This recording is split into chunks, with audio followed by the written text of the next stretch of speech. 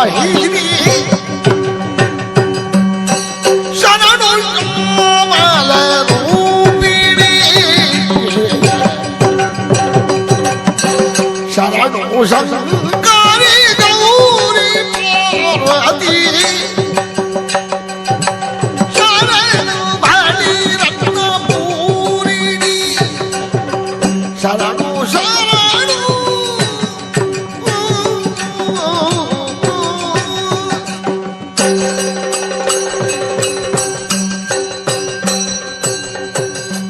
ಚಂದ್ರವದನೆ ಸೌಂದರಿ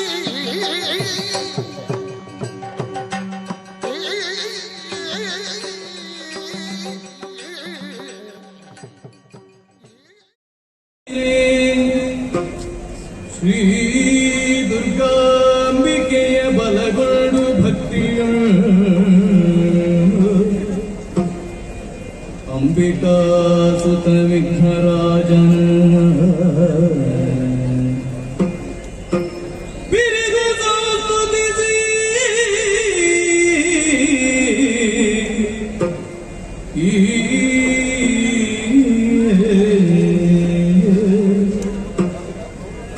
ಅಂಬುನಿಧಿಯ ಜಿಗಿ ಕೈ ಮುಗಿದು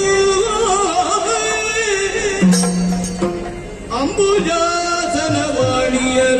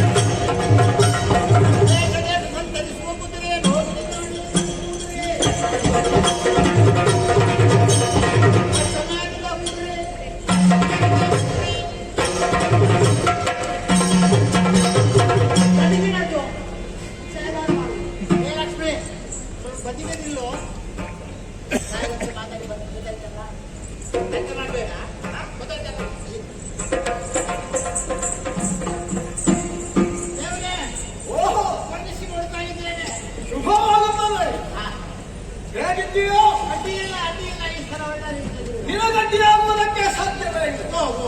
ಹತ್ತಿರದಿಂದ ಹೊರಟಂತಹ ನಮಗೆ ಯಾವ ರೀತಿಯ ಅಡ್ಡಿಯೂ ಇಲ್ಲ. ಆದರೆ ಜಾಗೃತಿಗಾಗಿ ಕೆಲವೊಂದು ಮುನ್ನೆಚ್ಚರಿಕೆಗಳನ್ನು ನಾವು ವಹಿಸಿಕೊಳ್ಳಲೇಬೇಕಾಗುತ್ತದೆ. ಕುದುರೆಯ ಪರಿಚಾರಕ ನೀನು. ಹಸ್ತಿನಾವತಿಯ ಲಾಯದಲ್ಲಿರುವ ಕುದುರೆಗೆ ನೀನು ಪರಿಚಾರಕನಲ್ಲ. ಪೂಜಿಸಿ ಬಿಟ್ಟಂತಹ ದಿವ್ಯಾಶ್ವಕ್ಕೆ ನೀನು ಹೊಣೆಗಾರಿಕೆಯನ್ನು ಹೊಂದಿದವು. ಬೇಗುಂಟು ಯಾವುದು ಕುದುರೆಗೆ ಆಹಾರದ ಕ್ರಮ ಹೇಗೆ? ಮತ್ತೆ ಆಹಾರದ ಕ್ರಮ ಇಲ್ಲದೆ ಉಂಟೆ ಉಂಟ ಎಲ್ಲಿಯಾದ್ರು?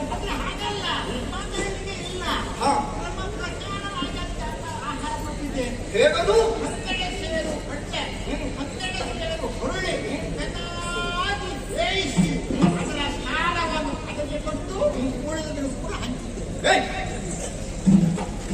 ಅದೇನೋ ಹಾಗೆ ಪ್ರಮಾಣ ಎಷ್ಟುಂಟ ಮುಖ್ಯ ಅಲ್ಲ, ಅದರಲ್ಲಿರುವಂತಹ ಸತ್ವ ಏನು ಎನ್ನುವುದೇ ಮುಖ್ಯ.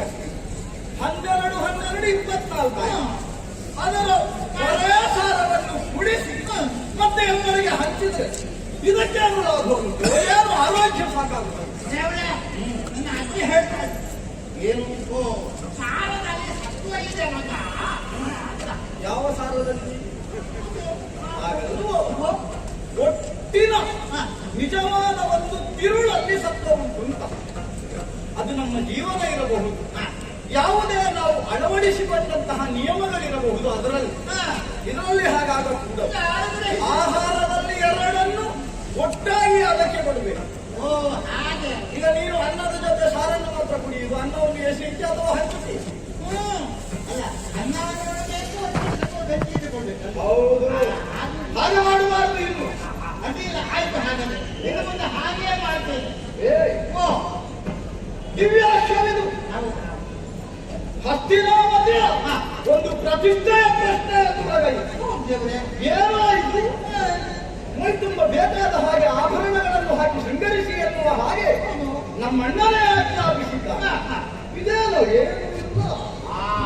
ಹೊರಡುವಾಗ ಇದ್ದು ನೀರಿಲ್ಲ ಅಂತ ಹೇಳಿ. ಹೌದು. ಅದಕ್ಕೆ ಕಾರಣ ಉಂಟು ದೇವ್ರೆ. ಜಾಗ್ರತೆ ಜಾಗ್ರತೆ. ಅಂದ್ರೆ ಮುಂದಾಳುಗಳಿಗೆಲ್ಲ ಯಾವುದ್ರ ಕಳೆದ ಕುರಿತು. ಹೇಗೆ, ಯಾಕೆ? ನಮ್ಮ ಕುದುರೆ ಬರೇ ಬೇಟೆಯನ್ನು ಹೋಗುದಾ? ಅಲ್ಲ, ಕಳ್ಳ ಕೊಳ್ಳ, ಆಮೇಲೆ ಪರ್ವತ ಪ್ರದೇಶ, ನಾಡು ದಾರಿ ಇತ್ಯಾದಿ ಇತ್ಯಾದಿ ಹೋಗ್ತದೆ. ನಾಡು ದಾರಿಯಲ್ಲಿ ಈ ಹಯ ಹೋಗ್ತಾ ಇರುವಾಗ ಎಲ್ಲಿಯಾದ್ರೂ ಕಳ್ಳಕಾಕರು ಕಂಡು ಹಯದ ಮೇಲೆ ಆಕ್ರಮಣ ಮಾಡಿದ್ರೆ ನಮಗೆ ಸಮಸ್ಯೆ ಉಂಟಾಗುವುದಿಲ್ವಾ? ಅದಕ್ಕಾಗಿ ನಾಡು ಬಂದ ಸಂದರ್ಭದಲ್ಲಿ ಹಾಕಿದ ಆಭರಣ ಪೂರ್ತಿ ತೆಗೆಯುವುದು, ಗಟ್ಟು ಕಟ್ಟಿ ಅದರ ಹೊಟ್ಟೆಯಲ್ಲಿ ಕಟ್ಟಿಡುವುದು. ನೋಡಿ ಗಟ್ಟು ಹೊಟ್ಟೆಗಾಗಿ ದೊಡ್ಡ ಗಂಟು ಅದು. ಬೇಟೆ ಬಂತ.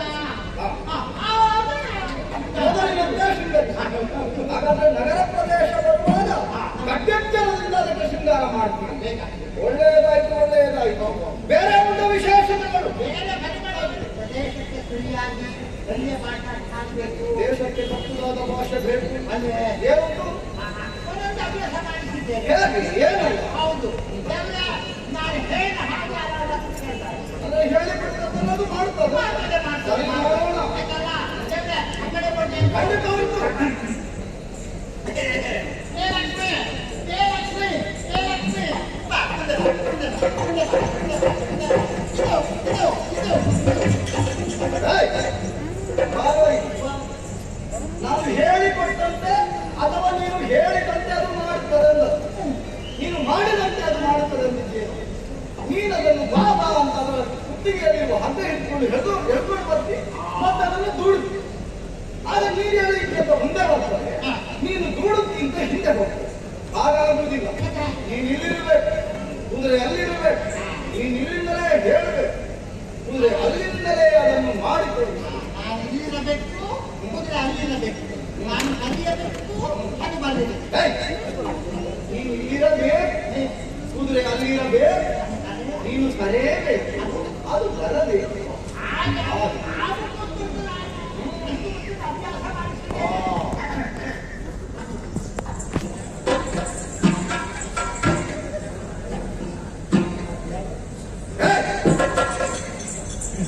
ಏನೋ ನಿನ್ನದು?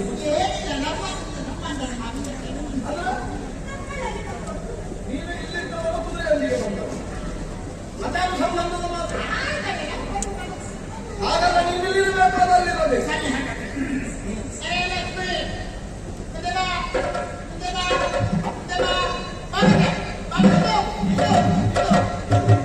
ಕೈಯನ್ನು ಸನ್ನೆ ಮಾಡಕೂಡದು.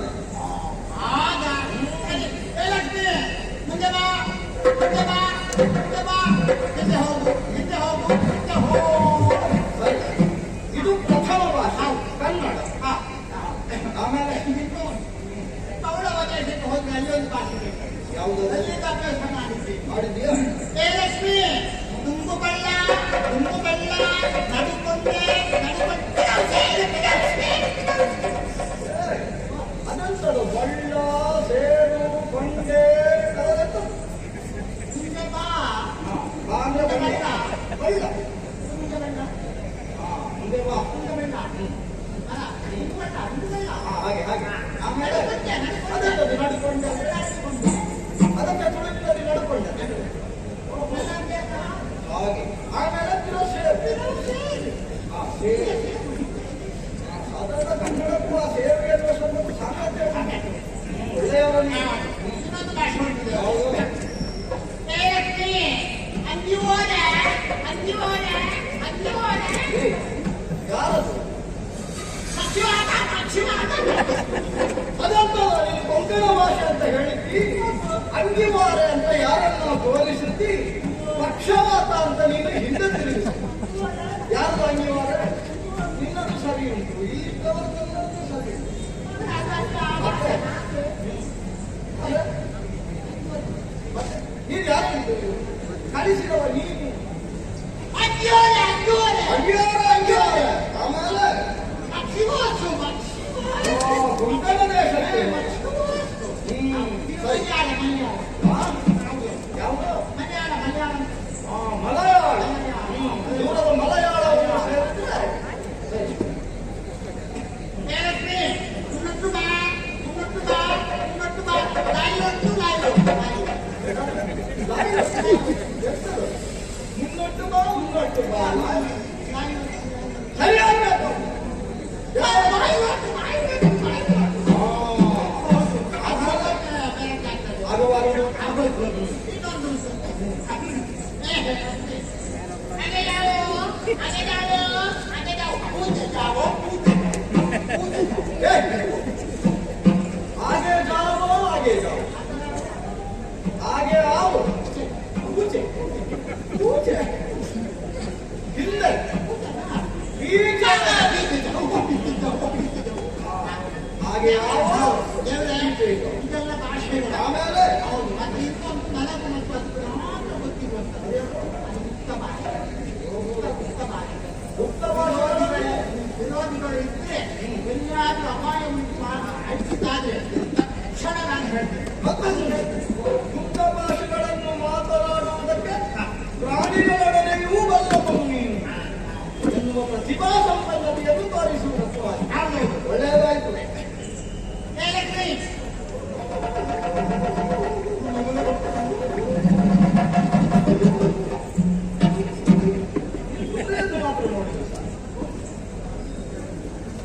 ಆಮೇಲೆ ಇದೆಲ್ಲ ಭಾಷೆ ಉಂಟು, ಅದು ಹಿಂದೆ ಹೋಗುದು ಅದು ಯಾಕೆ ಅಂತ ವಿಶೇಷ.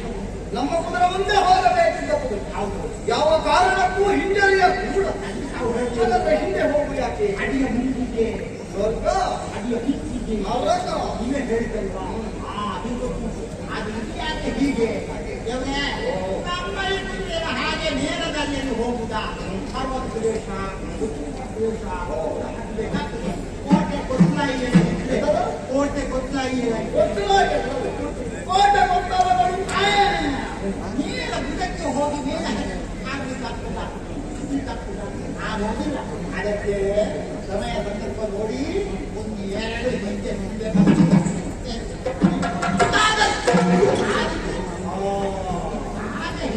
ಬಹಳ ನಿಪುಣ ಜಾವಣಿ ಸಹವಾಸ ನಮ್ಮೊಂದಿಗೆ ಬೇಕು. ಹಾಗಾದ್ರೆ ನಾನು ವಿಶ್ರಾಂತಿ ವಿಶ್ರಾಂತಿಗಳು ಒಂದು ವರ್ಷ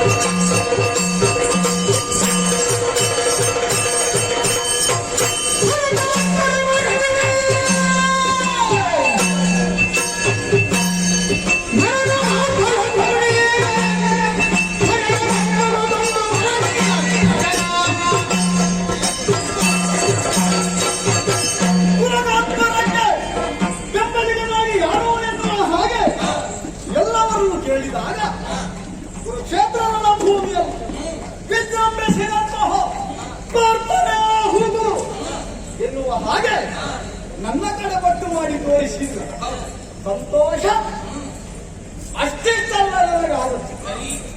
ಇವಾಗಲಾದರೂ ಇಂತಹ ಶುಭ ಕಾರ್ಯಕ್ಕೆ ಮುಂಚೂಣಿಯಲ್ಲಿ ನನ್ನನ್ನೇ ನೇಮಿಸಿದಲ್ಲ ಎನ್ನುವ ತೃಪ್ತಿಯೊಂದಿಗೆ ನಾವೆಲ್ಲ ಹೊರಟವರಿದ್ದೇವೆ. ನೋಡಿ ನೋಡಿ ನೋಡಿ ತುರಣ ನಡೆಯುತ್ತಾ ಇದೆ, ಹಿಂಬಾಲಿಸುತ್ತಾ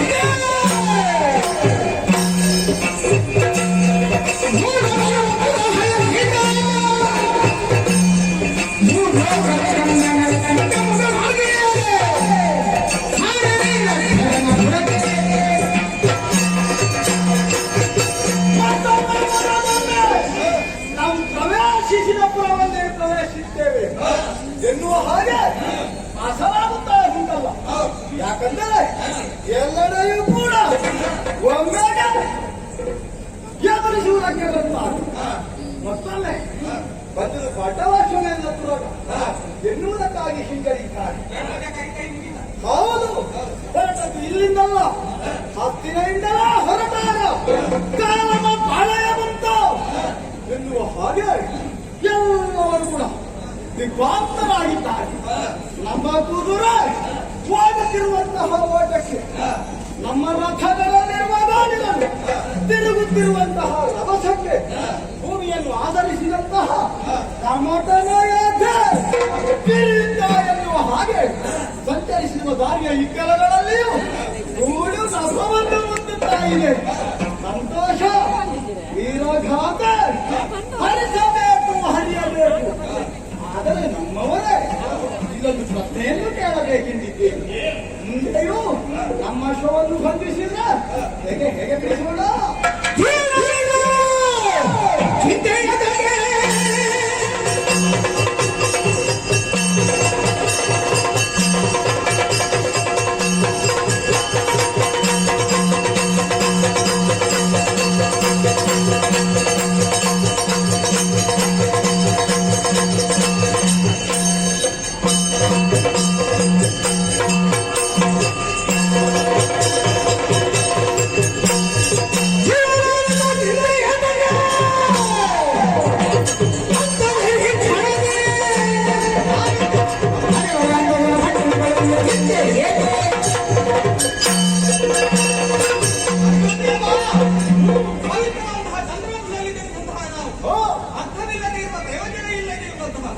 ಕೆಲಸವನ್ನು ಮಾಡುವುದಕ್ಕೆ ಸಾಧ್ಯ ಉಂಟ ಹೇಳು. ಇಲ್ಲವಾ ಇಲ್ಲ? ಸ್ಪಷ್ಟವಾಗಿ ಹೇಳಬೇಕಿದ್ದಾರೆ. ಏನದು? ಪ್ರತಿಯೊಬ್ಬರು ಒಪ್ಪಿಕೊಳ್ಳಬೇಕಾದಂತಹ ವಿಚಾರ. ಯಾವುದು? ಯಾವತ್ತು ಒಳ್ಳೆಯ ಕೆಲಸವನ್ನು ಮಾಡುತ್ತಾರೆ ಅವರಿಗೆ ಕೆಡುಕಾಗಿ ಮತ್ತೊಂದು ವರ್ಗ ನೀಡುವುದಕ್ಕೆ ಸಾಧ್ಯ ಉಂಟು. ಹಾಗಾಗಿ ಮುಂದೆ ಹೋಗುವಂತಹ ಸಮಯದಲ್ಲಿ ಯಾರಾದರೂ ನಮಗೆ ತೊಂದರೆಯನ್ನು ಕೊಟ್ಟರೆ ಅದನ್ನು ಬಿಡಿಸುವುದಕ್ಕೆ ನಾವಿದ್ದೇವೆ. ನೀನು ಸದಾ ನಮ್ಮ ಜೊತೆಗಿರಬೇಕು.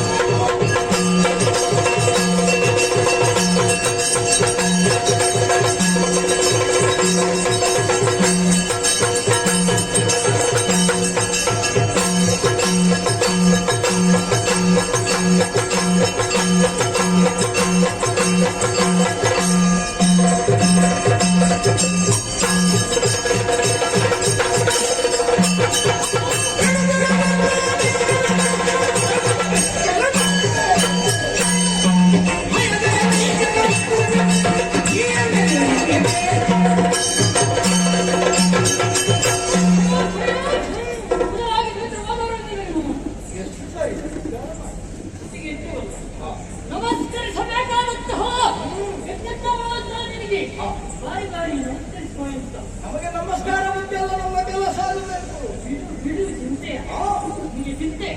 ಮುಂದೆ ಯಾರಾದರೂ ಶತ್ರುಗಳು ನಮಗಿಂತ ಬಲಶಾಲಿಗಳಾದ್ರೆ ಏನು ಮಾಡೋಣ? ಆ ಚಿಂತೆಯನ್ನು ಬಿಡು. ಚಿಂತೆ ಅಲ್ಲ, ನೀವು ಜಾಗೃತರಾಗಬೇಕು ಎನ್ನುವ ಕಾರಣಕ್ಕಾಗಿ ಹುರಿದುಂಬಿಸಿದ. ಆದ್ರೆ ಜಾಗೃತ ಆಗಿರಬೇಕು ಎನ್ನುವಂತ ಚಿಂತೆ ಉಂಟಲ್ಲ. ಚಿಂತೆ ಅಂದ್ರೆ ತಲೆ ಬಿಸಿ ಮಾಡುವುದಿಲ್ಲ. ನಾವು ಜಾಗೃತರಾಗಿ ಯೋಚಿಸಬೇಡ, ನಾವಿದ್ದೇವೆ. ನಿನ್ನ ಬೆವರವಿದ್ದರೆ ನಮ್ಮ ರಕ್ತ, ನಿನ್ನ ರಕ್ತ ಬೆವರೇ ನಮ್ಮ ಪ್ರಾಣ. ನಿನ್ನ ಪ್ರಾಣವೂ ಹೋಗಬಾರ್ದು, ರಕ್ತವೂ ಬಿಡಬಾರ್ದು. ನಾವಿದ್ದೇವೆ.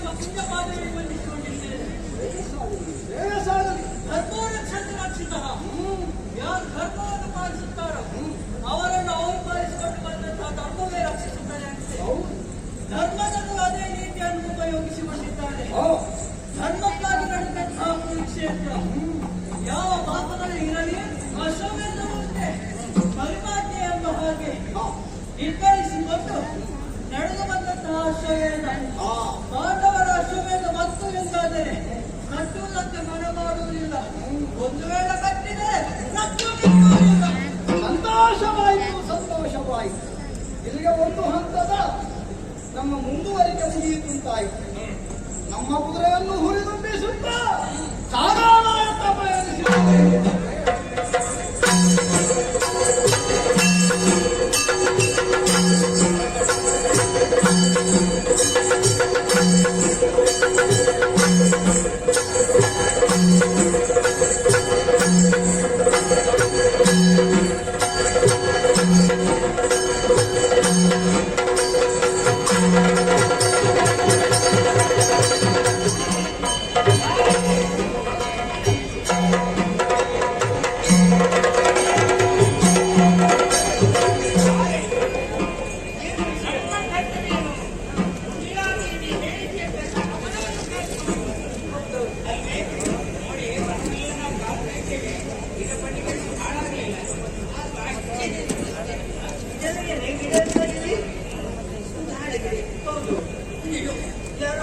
ಅಲ್ಲ ಮುಂಜಾನೆ ನಾವೆಲ್ಲರೂ ನೀರಲ್ಲಿದ್ದೇವೆ ಹೂಗಿಡಗಳಿಗೆ ಹೂಗಳು ಅರಬೇಕಿತ್ತು.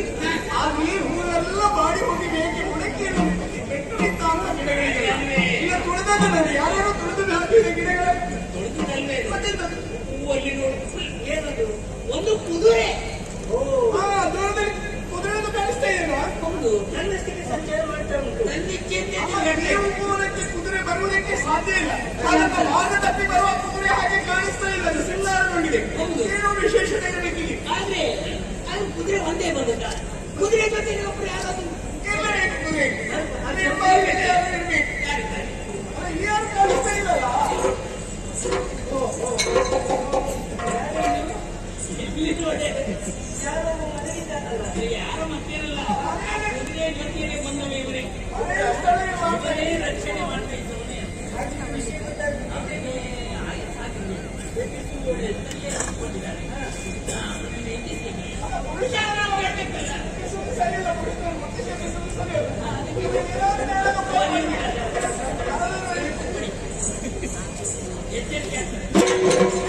ಏನಾಗ ಇವರಿಗೆ ನಿದ್ದೆ ಬಂದಂತೆ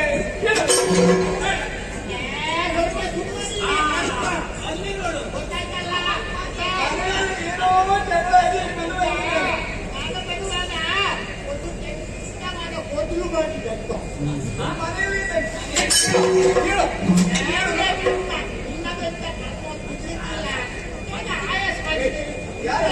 ಅದೇ, ಹೋಗ್ಬಿಟ್ಟು. ಏನು? ಹಾಳಾಗಿ ಹೋಗಿ. ಈಗ ಮುಗಿಸ್ಕೊಂಡಿದ್ದೆ.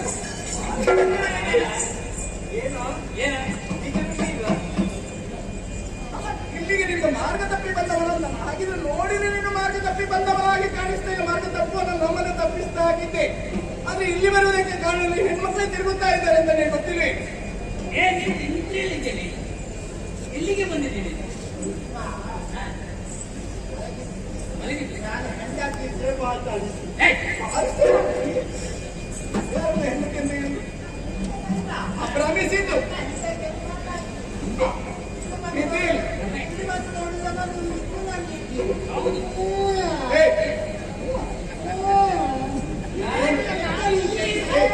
ಈ ಸ್ಥಳ ಯಾವ್ದು ಹೇಳು? ಉಪವನ ಅಲ್ವಾ?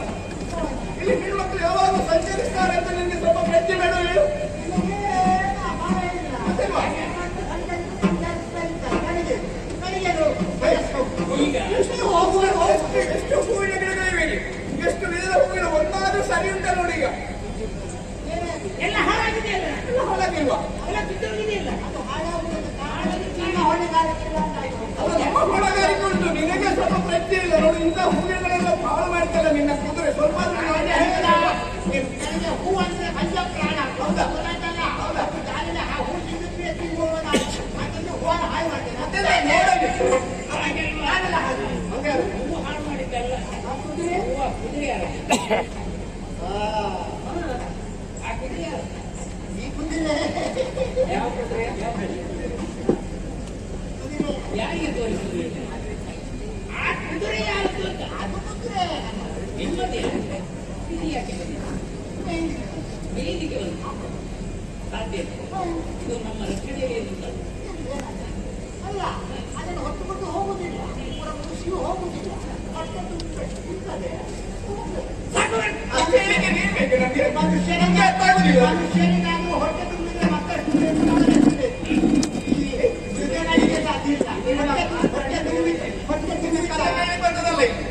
ಆ ಕುದುರೆ ಯಾಕೆ ಬಂತು?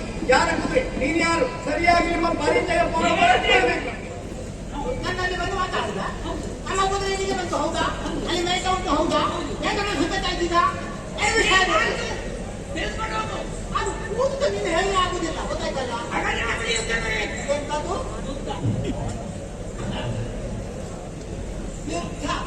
ಯಾಕೆ ಹಿಂದೆ ಹೋಗುದೇ? ಹೌದಾ?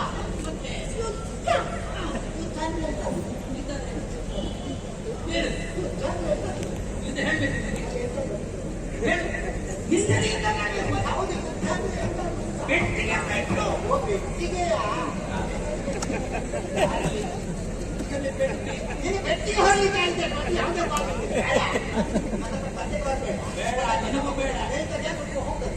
ಅಲ್ಲಿಗೆ ಮುಗಿತು. ಎಲ್ಲಿ ಯಾರು ನನ್ನ ಕಂಟಿನ್ಯೂ ಬಂದ್ರೆ ಮನೆಯಲ್ಲಿ ಬಿಟ್ಟಿಲ್ಲ. ಏನ್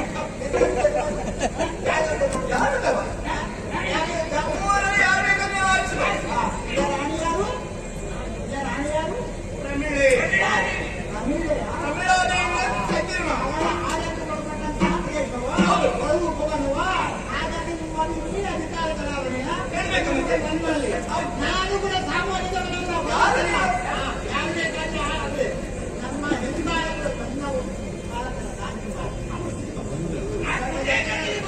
ಒಳ್ಳೆ ಇದ್ದಾರಲ್ಲ ಅವರ ಹೆಸರು ಹೇಳಿದ್ರೆ ಕಾಯಿಲೆ ಹಾಗೆ ಹೋಗ್ತೀವಿ. ಹೋಗ್ತೀವಿ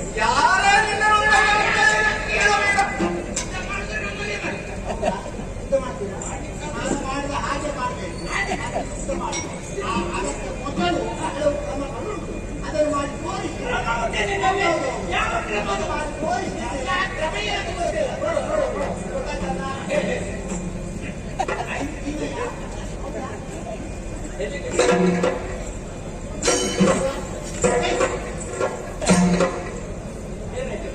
ಗೊತ್ತಾಯ್ತಲ್ಲ ಹೇಗೆ ಅಂತ? ಇಲ್ಲ ಇಲ್ಲ ಇಲ್ಲ, ಅವನೇ ಸರಿ, ಅವನೇ ಸರಿ.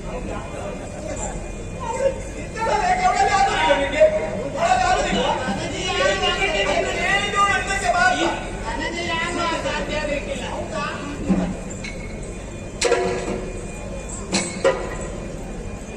ಎರಡು ಮೇಲೆ ಹೌದಾ?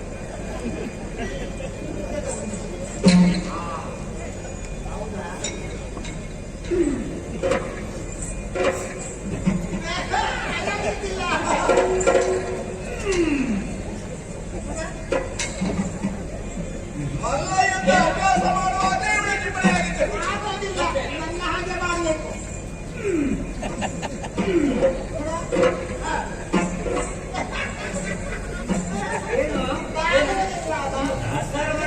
ನಿನಗೆ ಕುಂಟದ ನೀನು ಮಾಡಿಕೊಂಡು ಹಾಗೆ ಏನಿಲ್ಲ ನಿನ್ನದು ಮಾಡಿ ಏನಿಲ್ಲ. ಏನು ಮಾಡಿದ ಅಂತ ಗೊತ್ತಿಲ್ಲ. ನನಗೆ ಆಗುದಿಲ್ಲ.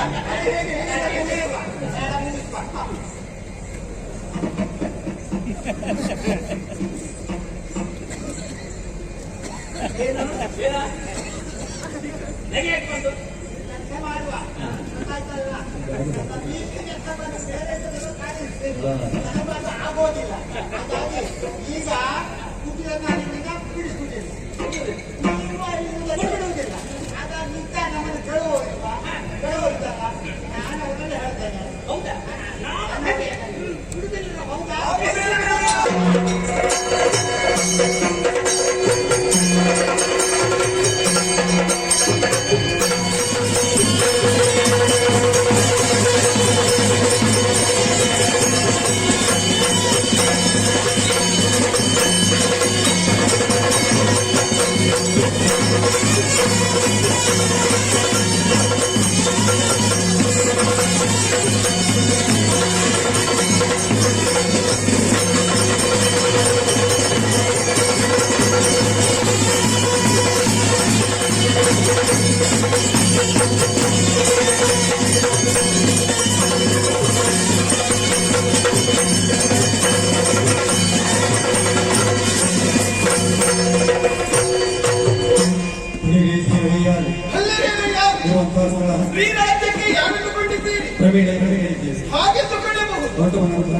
ಅನೇಕ ವಿಧಿಗಳಿಸಿ ಓ ಸವನೀಶ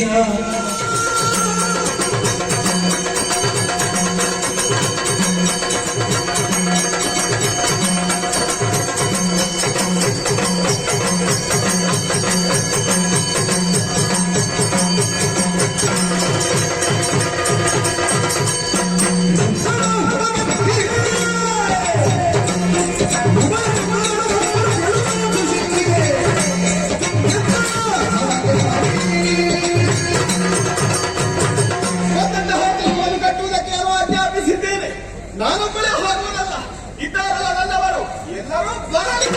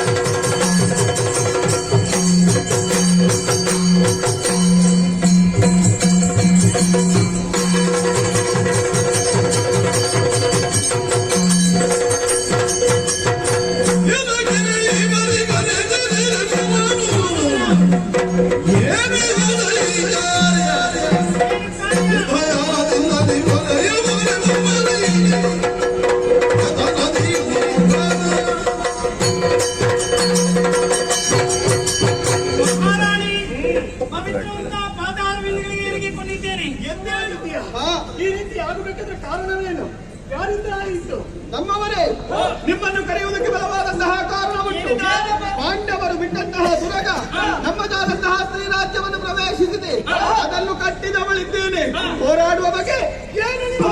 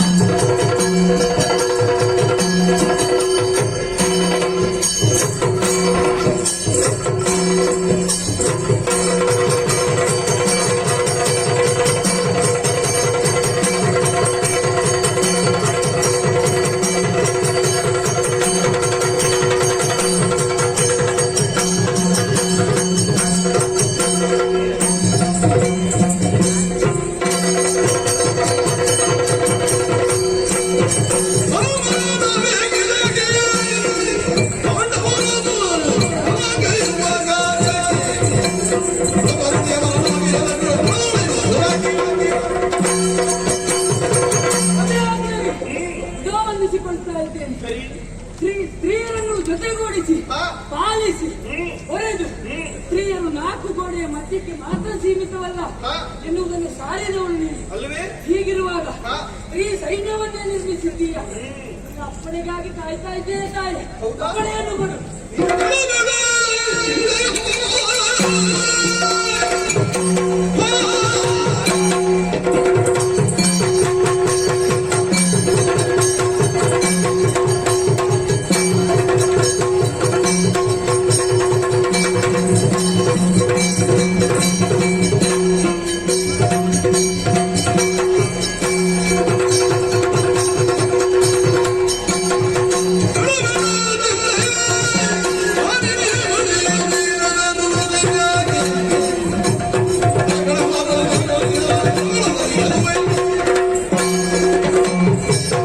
ಅಮ್ಮ, ಎಲ್ಲ ಕಡೆಯೂ ಕೂಡ ಪ್ರವೀಣ ರಾಜ್ಯವೆನ್ನುವಂತಹ ಹೆಗಲ್ತೆಯನ್ನು ಹೊಂದಿರುವ ನಿನ್ನ ರಾಜ್ಯದಲ್ಲಿ ಪರಪುರುಷರ ಪ್ರವೇಶವೇ?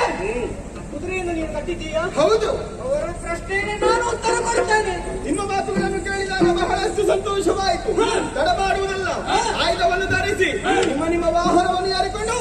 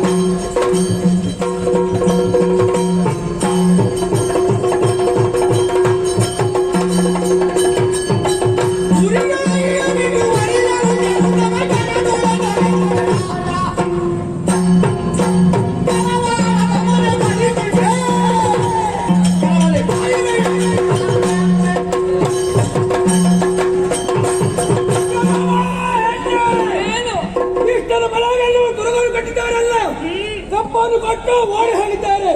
ಹೀಗಿರುವಾಗ ಅಹಂಕಾರದ ಮುಂದೆ ಬಂದರೆ ಇದಕ್ಕಿಲ್ಲ ನೇನು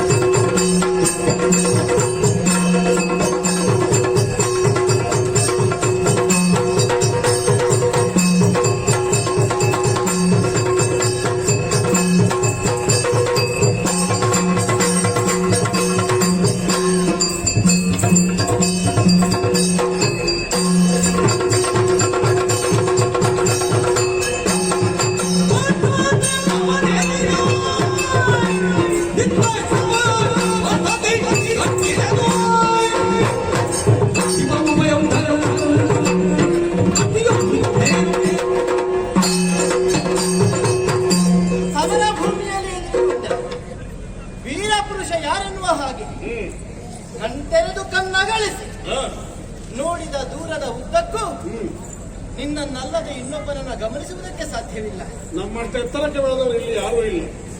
ಆದ್ದರಿಂದಲೇ ನಿನ್ನ ವಿಭಿನ್ನ ಬಂದವರಲ್ಲಿ ಭಿನ್ನವಾದ ವ್ಯಕ್ತಿತ್ವ ಅನ್ನುವ ನೆಲೆಯಲ್ಲಿಯೇ ತಡೆದು ನುಡಿಸುವುದಕ್ಕೆ ನಾನು ಆರಂಭಿಸಿದ್ದೇನೆ.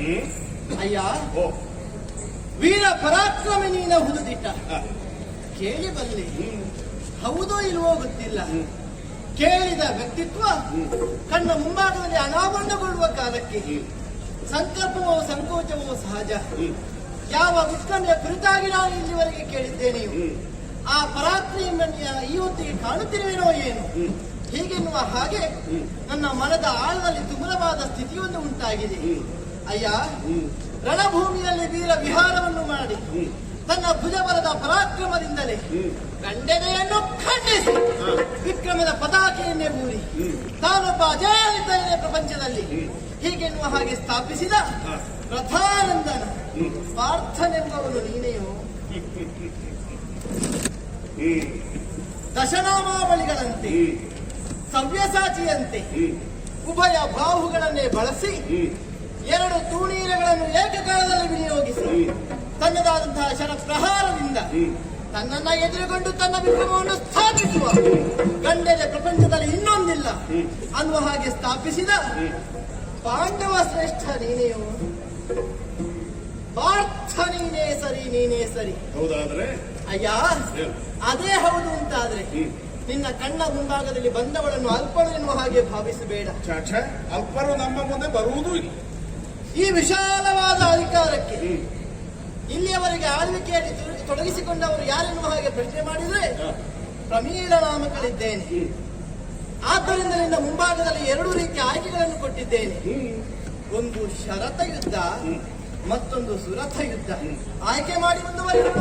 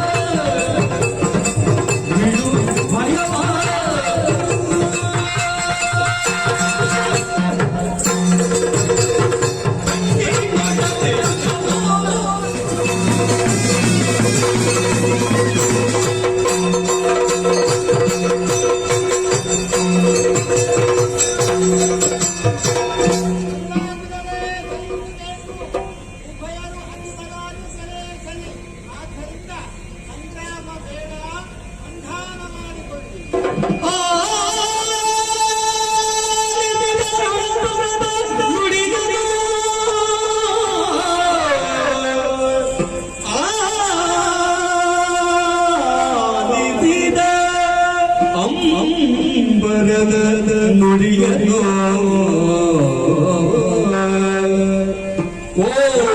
ನುಡುಗಿಯೇ ನುಡುಗಿಯೇ ಯವನಾಶ್ವ ಮರಾಯ ಧ್ವಜ ಮುಖ್ಯರು ಆತ ಯೋಚನೆಯ ಮಾಡಿ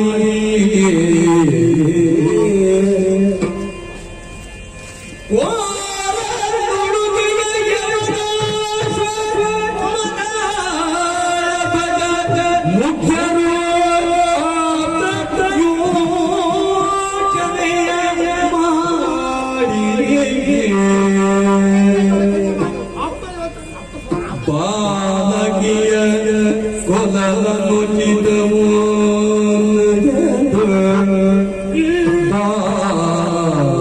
ಬಾಲಕಿಯ ಕೊಲನುಚಿತವು ನಯನೋ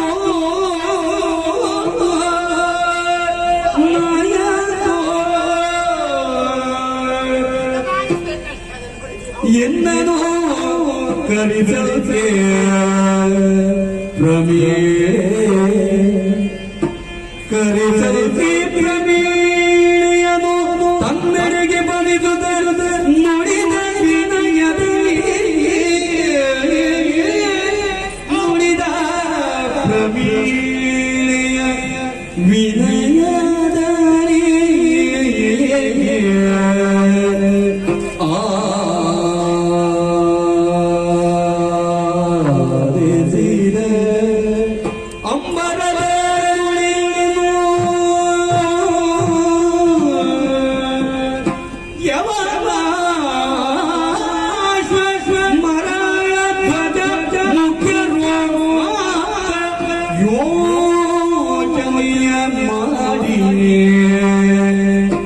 ನುಡಿದ ವಿನಯದಲ್ಲಿ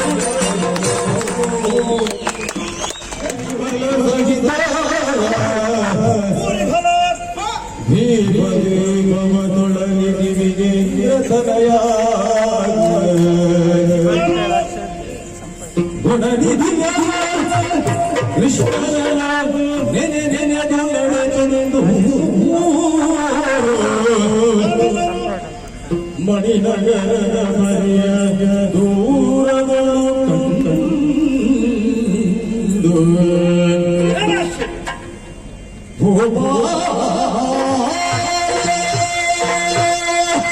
ಕುಶಕೇಂದ್ರ ಪ್ರದ್ಯುಮ್ನಾದಿಗಳೇ, ಹಂಸಧ್ವಜ ನೀಲಧ್ವಜಾದಿಗಳೇ, ನೋಡಿದಿರ ಪ್ರವೀಣ ಸಂಧಾನವನ್ನ ಯಶಸ್ವಿಯಾಗಿ ಪೂರೈಸಿ ಯಮುನೆಯನ್ನು ಉತ್ತರಿಸಿ ನಾವು ಅದೆಷ್ಟೋ ನಗರಗಳನ್ನ ದಾಟಿ ಬಂದಿದ್ದೇವೆ. ನಮ್ಮದ್ದಾದಂತಹ ದಿಗ್ವಿಜಯ ಹೋದಲ್ಲೆಲ್ಲ ಸಾಫಲ್ಯವನ್ನ ಕಂಡಿದೆ ಎನ್ನುವುದರಲ್ಲಿ ಮನಸ್ಸಿಗೆ ಅತ್ಯಂತ ಸಂತೋಷವಾಗಿದೆ. ಕಾರಣ ಏನು? ಶ್ರೀಕೃಷ್ಣ ಸ್ವಾಮಿಯ ಅನುಗ್ರಹ ನಮ್ಮ ಮೇಲೆ ಸದಾ ಇದೆ ಎನ್ನುವುದು ನಾವು ಅಲ್ಲಲ್ಲಿ ತೋರಿಸಿಕೊಟ್ಟವರಾಗಿದ್ದೇವೆ. ಪ್ರಮೇಳ ಸಂಧಾನದ ಬಳಿಕ ನಮ್ಮ ಕುದುರೆ ಹೊಕ್ಕದ್ದು ನಿನ್ನದ್ದಾದಂತಹ ಚಂಪಕಾವತಿ ನಗರವನ್ನು. ನೀನು ನಮ್ಮ ಕುದುರೆಯನ್ನು ಕಟ್ಟಿದೆ. ನಿನ್ನ ಸುತರಾಗಿರುವಂತಹ ಸುಧನ್ವನ ನಾಯಕತ್ವದಲ್ಲಿ ನಮ್ಮೊಂದಿಗೆ ಕಡಾಕಾಡಿ ಯುದ್ಧವನ್ನು ಮಾಡಿದೆ. ಕೊನೆಗೆ ಸುಧನ್ವನಿಗೆ ಮೋಕ್ಷ ದೊರಕಿದ ಹಾಗಾಗಿ ಆ ನಂತರ ನೀನು ನಿನ್ನವರ ಜೊತೆ ಸೇರಿ ನಮ್ಮ ಪಾಳಯವನ್ನು ಸೇರಿ ನೋಡಿದೀಯಾ, ಹೊರಡುವಾಗ ಎಷ್ಟಿತ್ತು, ಈಗ ಎಷ್ಟಾಗಿದೆ. ಪಾಲಪಾಲಯದಂತೆ ಆಗ ಹೇಳಿದ್ದೆ, ಆದ್ರೆ ಈಗ ನೋಡಿ ಅದಕ್ಕಿಂತಲೂ 10 ಪಟ್ಟು ಹೆಚ್ಚಾಗಿ ನಮ್ಮದ್ದಾದಂತಹ ಈ ಸೇನೆ ಕಂಗೊಳಿಸುತ್ತಾ ಉಂಟು. ಮನಸ್ಸಿಗೆ ಸಂತೋಷವಾಗುತ್ತಾ ಉಂಟು. ಅದಲ್ಲ, ಬರ್ತಾ ಬರ್ತಾ ಚಂಪಕಾವತಿಯಿಂದ ಹೊರಟ ನಂತರ ಘೋರವಿಭೀಷಣನಿಗೂ ಕೂಡ ಆತನದ್ದಾದಂತಹ ಪ್ರಕರಣವನ್ನು ಪೂರೈಸಿ ಬಹಳ ದೂರ ಬಂದಿದ್ದೇವೆ. ನೋಡಿದ್ದೀರಾ? ಏನು ಆಶ್ಚರ್ಯವಿದೆ! ಕಂಗೊಳಿಸುತ್ತಾ ಇದೆ, ಎದುರು ಕಾಣಿಸುತ್ತಾ ಇರುವಂತಹ ಈ ನಗರ ನೋಡುತ್ತಾ ಇರುವಾಗಲೇ ಮನಸ್ಸಿನಲ್ಲಿ ಕುತೂಹಲ ಮೂಡುತ್ತಾ ಉಂಟು. ಎದ್ದು ನಿಂತಿರುವಂತಹ ಉದ್ಯಾನವನಗಳು, ತರುಲತೆಗಳು, ಹಣ್ಣು ಹೂವುಗಳಿಂದ ಕಂಗೊಳಿಸುತ್ತಾ ಇದೆ. ಸ್ವರ್ಣಾಲಂಕೃತವಾಗಿರುವಂತಹ ಕಟ್ಟಡಗಳು. ಅಂತೂ ಈ ನಗರ ಸಾಮಾನ್ಯದ್ದಲ್ಲ ಎನ್ನುವಂತಹದ್ದನ್ನು ನನಗೆ ಕೇವಲ ದೃಶ್ಯವೇ